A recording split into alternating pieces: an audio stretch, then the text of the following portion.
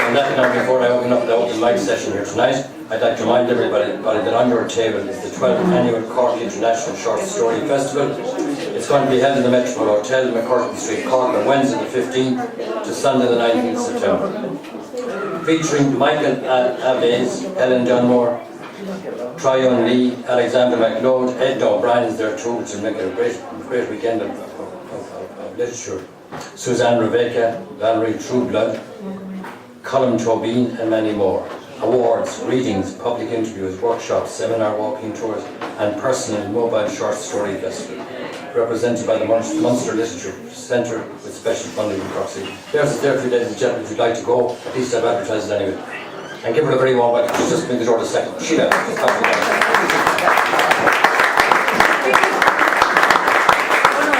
Shelia Fitzpatrick is going to open up her microphone. Well, just give her time to sit down. Why should I? She thinks actually doing it. Alright, so disgrace. Everybody here waiting for all night.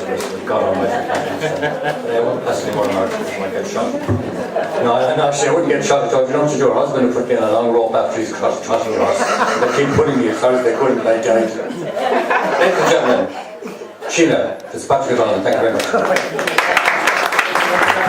Thanks, Barney. I'm nearly in the door.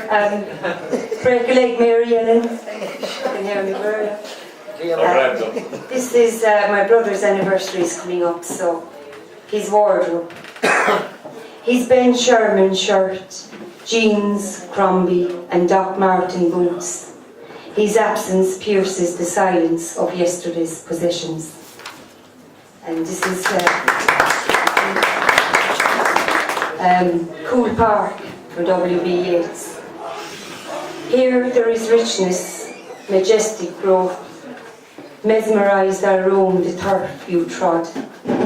Inscriptions carved on bark of trunk, where copper leaves shroud your shrine, the ghosts of scholars circle your sacred throne. You sowed the seed that reawakened my poetic thoughts, and bridged the gap that haunts my craving mind. Your strong presence glints through tints of distant sun, swirling shivers waver along my spine. Although you are far beyond my reach, your legacy latches to my soul and oils the rusted hinges of my heart. And oils the rusty hinges of my heart. My God Almighty, was the 3 in 1 quick. No remarks, a grand opening for the evening, and thank you very much indeed. Our next poet, ladies and gentlemen, give a very warm welcome for a poet that's been with us for the whole 451 nights. Tom McCarthy, thank you very much. In Germany, Jackie there, welcome back. First poem actually isn't mine. It's Michael O'Brien's there, sitting in the corner, too shy to get up to read it. Hard man. It's called Liberty. One winter's night, when all alone, I stood there fisted bare. I said, come on, let's have it on, to die, no fear or care. For I will die for my green patch, this acre be it small, with God's own grass beneath my feet, I'd rather die than crawl.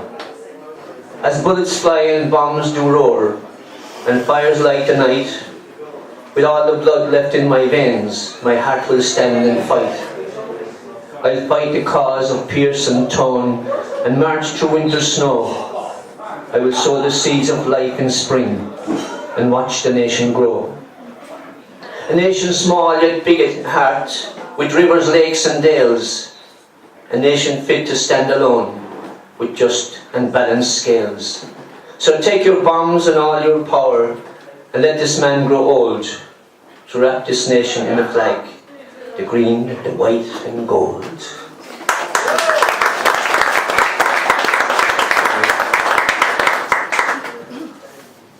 Different tone now from my poem. A love poem. Love poem. Judgment.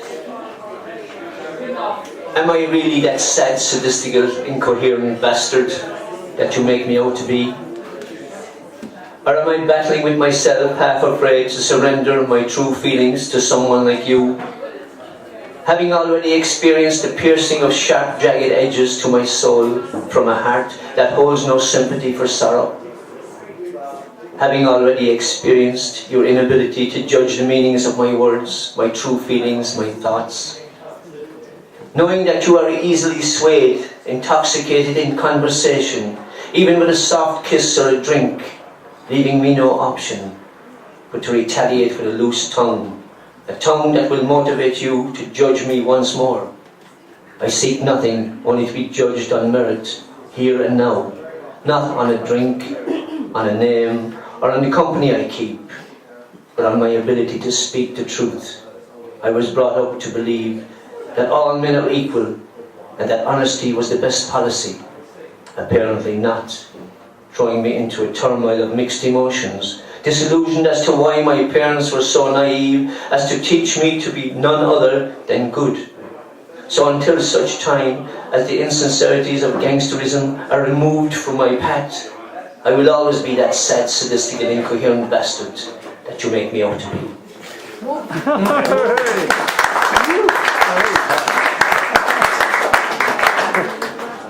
And finally,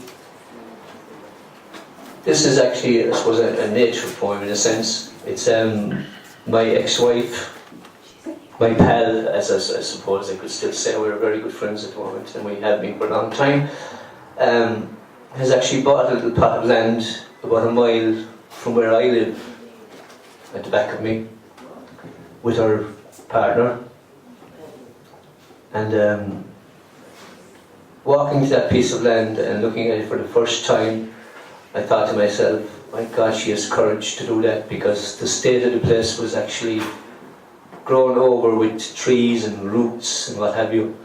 And I said, she's a brave girl to buy something like that at this late stage in her age, like I suppose in a sense. She's 50, but how's ever. You're a young girl. Sure, a young girl, that's right. And I call it rejuvenated by thoughts of a little bit of colour. And actually the little bit of colour comes in because I remember when we were going out together, if there was a photograph being taken, she is black, you see. She'd always step in and say, I'll add a bit of colour to this photograph. You know, so that's where the bit of colour comes in. And this is the land speaking. I have been awakened once more from a deep unconscious sleep, feeling the steel teeth on the bucket of a JCB, tearing away at the unwanted surface on my scalp, a cleansing operation, removing malignant roots of weeds, briars, bush and brush, rendering me to brightness after decades of darkness.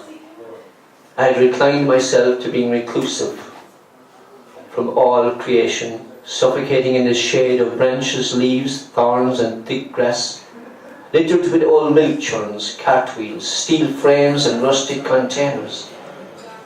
I thought I would never see the sky again, or feel the warmth of the sun on my black soil. I've already been introduced to my new owners, Linda, Jackie, and a little tearaway called Kaya. It's nice to feel the patter of little feet again. But deep down, in the very molecules of my existence, my gut feeling tells me that Kaya is going to be more of a galloper than a trotter.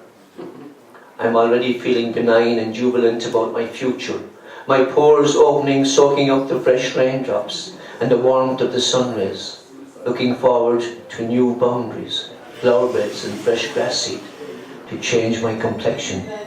It's going to be nice to have a little bit of colour in my life after being smothered for so long. Thank you. We've been here a long time, John, the two of us. I've never been so affected in my life by your poetry. Give my Whitehouse Poets Aug.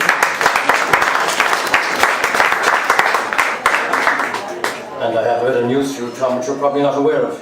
My little fellow is called a certain name, which I won't give you. And he fell in love with your little Kaya. She's the most beautiful child I've ever seen in my life. They were on the playground together and they got some fun there last week. But there you are. That's another day's work. We'll talk about it again sometime. Was there romance? Well, I want to know, we'll have to do a deal. It's going to be a right deal if it comes up, because I want money, very lot of your money. It's a millionaire, ladies and gentlemen, won't tell anybody. Now, let's get back to the poetry, Barney, and stop your waffling. We've had Shelia, we've had Tom, Carthy too. Now, number 3 on our list, please give the move on as welcome you possibly can to a very beautiful lady, Clare Dollar. Thank you very much, Clare. This poem I came across the other day, it's one I read here probably maybe my first or second week here, and at the time I was obsessed with the notion that poems had to rhyme and they had to be long. So this is it. It's for Annette down there in the corner. The title is Senior Moments, and we were joking about that during the week. So, Senior Moments. It's the 21st century. Medical research abounds, but one specific solution has not yet been found for this illness that grips us year in, year out. A cure for the common birthday that we cannot do without. She's great for her age. So bloody what? He's around a long time. How many years? I forgot. As if we have choice in our mortality rate, the length of our life, our bodies dictate. If you reach a century, our president will post a big fat check to congratulate you the most on still being alive, surviving the winter, though you might be a sad, lonely spinster. The media will ask you the secret of long life. You might reply porridge, or whiskey, or a package and tripe. Don't smoke or drink. Go to mass daily. Exercise, music, going to a ceilidh. Playing cards, cycling, fishing and rambling. Porter, pool, prunes, goldfish or gambling. Gardening or gin, compost and custard. Corned beef sandwiches, covered in mustard. A vitamin C pill and milk and magnesia. Medication to help your amnesia. Mrs. Cullen's powders, cough medication. Hard days at work, no time for recreation. A myriad reasons, the wisdom of age. Genuine, truthful, hoping to engage with us younger folk to ignite the fire that we don't need to fuel all our desires. It's not about age, it's living that counts. Collectively, any problems we can try to surmount. And desperately though we all might strive, we will never get out of this world alive. Thank you.